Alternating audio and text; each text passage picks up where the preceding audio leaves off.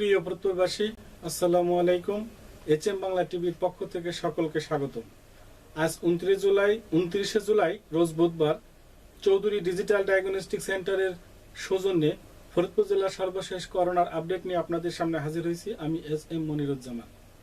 গতকাল কম্পিউটারে সমস্যা থাকায় 28 তারিখের আপডেট দিতে পারি নাই, এজন্য দুঃখিত।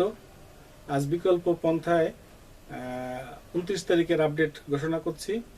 আজ ফরিদপুর মেডিকেল কলেজ পিসিআর ল্যাবে 188টি নমুনা পরীক্ষা করা হয়েছে। এর মধ্যে 80টি পজিটিভ, 106টি নেগেটিভ, 2টি ইনভ্যালিড। যে 80টি পজিটিভ আসছে তার মধ্যে ফরিদপুর জেলায় 48টি, বাকি গোপালগঞ্জ ও মাগুরা জেলার একটি রয়েছে। অর্থাৎ আজ ফরিদপুর জেলায় নতুন করে 48 জন করোনা রোগী শনাক্ত হলো। এই নিয়ে জেলায় মোট আক্রান্ত রোগীর সংখ্যা হলো 4690 জন। এই পর্যন্ত সুস্থ হয়েছেন 1984 জন আর মৃত্যুবরণ করছেন 39 জন। গত 24 ঘন্টায় করোনা সন্দেহ নমুনা সংগ্রহ করা হয়েছে 203 জনের। আজ পর্যন্ত ফরিদপুরে নমুনা সংগ্রহ করা হয়েছে 18,090 জনের। এই পর্যন্ত রিপোর্ট আসছে 17,950 জনের। রিপোর্ট পেন্ডিং আছে 188 জনের। গত 24 ঘন্টায় হোম কোয়ারেন্টাইনে পাঠানো হয়েছে 94 জন। এই পর্যন্ত হোম কোয়ারেন্টাইনে পাঠানো হয়েছে 12,648 জন। গত 24 ঘন্টায় হোম কোয়ারেন্টাইন থেকে ছাড়পত্র পেয়েছে 60 জন। এই পর্যন্ত ছাড়পত্র পেয়েছে 9,036 জন। বর্তমানে ফরিদপুরে হোম কোয়ারেন্টাইনে আছে 3,612 জন। গত 24 ঘন্টায় ফরিদপুর মেডিকেল কলেজ হাসপাতালে নতুন রোগী ভর্তি হয়েছে 8 জন। আজ পর্যন্ত ফরিদপুর মেডিকেল কলেজ হাসপাতালে রোগী ভর্তি হয়েছে করোনার 368 জন। বর্তমানে সেখানে আইসোলেশনে আছে 14 জন, মোট ভর্তি আছে 51 জন। আর 2568 জন নিজ বাড়িতে চিকিৎসা নিচ্ছেন। কোন উপজেলায় কতজন আক্রান্ত হলেন আজ পর্যন্ত? আলফাডাঙ্গায় 146, ভাঙ্গায় 488, বোয়ালমারী 435, নগরকান্দা 286, মধুখালী 240, সদরপুরে 228, চরবদর্শন 144, ফরিদপুর সদরে 2613, সালতায় 111। এখন আমি আজকে যে 48 জন আক্রান্ত হইলেন তাদের নাম, ঠিকানা এবং কোন উপজেলায় কতজন বিস্তারিত বলছি। সালতা উপজেলায় 3 জন আক্রান্ত হয়েছেন। তারা হলেন আব্দুর রহমান 38, সালতা; খাদিজা বেগম 21, সালতা; সুরাইয়া ইসলাম 18, সালতা।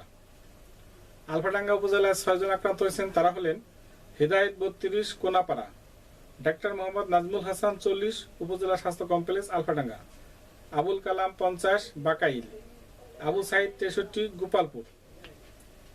বোয়ালমারী উপজেলায় 9 জন আক্রান্ত হয়েছেন। তারা হলেন মুজিবুর রহমান 65, সোল্লা; আবদুল্লাহ 52, গুনবা; লাখি খাতুন 49, গুনবা; জাকিউল্লাহ 18, গুনবা; মাহবুর রহমান 42, ইসলামী ব্যাংক বোয়ালমারী শাখা; জাকির হোসেন 58, কামারগ্রাম; জাকির হোসেন সর্দার 52, ভূমি অফিস বোয়ালমারী;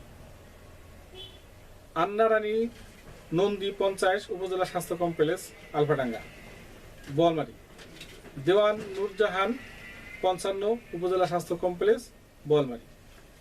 চরবদর্শনে আজ 2 জন আক্রান্ত হয়েছেন। তারা হলেন বদ্দ দোহার Mondal 35, ENO office; Mahmudul 25, BS Dangi. Sadarpur উপজেলায় 3 জন আক্রান্ত হয়েছেন। তারা হলেন শারমিন 33, উপজেলা স্বাস্থ্য কমপ্লেক্স সদরপুর; মোতালেব 42, 14 রশি; আক্কাস 50, শোলডুবি।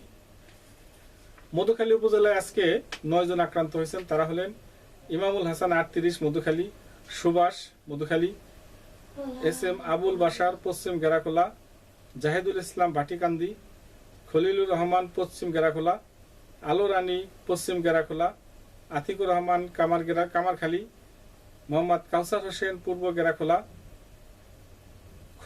হাফিজুর রহমান, পূর্ব গেরাখোলা। ভাঙ্গা উপজেলায় 1 জন আক্রান্ত হয়েছেন। তিনি হলেন শারমিন সুলতানা 37, বড়পল্লী। আর সদর উপজেলায় আক্রান্ত সংখ্যাও কম, কারণ আজ পরীক্ষাও হয়েছে কম, সে কারণে টোটালি সংখ্যা কম। সদরে আজকে 17 জন আক্রান্ত হয়েছেন। তারা হলেন সেলিম শেখ 35, খলিলপুর; এফ.এম.